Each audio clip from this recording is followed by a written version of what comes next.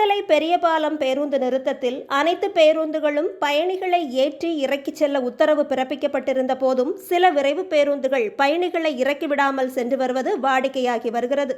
இந்த நிலையில் குளித்தலை பெரியபாலம் பேருந்து நிறுத்தத்தில் நிற்காத ஒரு பேருந்தை பேருந்து நிலையத்தில் வழிமறித்து பெண் பயணி மற்றும் அவரது கணவர் வாக்குவாதத்தில் ஈடுபட்டதால் பரபரப்பு ஏற்பட்டிருக்கிறது. திருப்பூர் செல்லும் அரசு பேருந்தில் குளித்தலை பெரியபாலத்தைச் சேர்ந்த பெண் பயணி ஒருவர் தனது குழந்தையோடு திருச்சி மத்திய பேருந்து நிலையத்தில் ஏறியிருக்கிறார். பஸ் டிக்கெட் எடுத்தபோதும் பெரியபாலத்தில் பேருந்து நிற்காது என்று கூறி குளித்தலை பேருந்து நிலையத்தில் பேருந்தை நிறுத்தியதாக கூறப்படுகிறது. இந்த விஷயத்தை அவர் தனது கணவருக்கு உடனடியாக தெரிவிக்கவே கணவர் மற்றும் சில சமூக ஆர்வலர்கள் குளித்தலை பேருந்து நிலையத்திற்கு வந்ததாக கூறப்படுகிறது.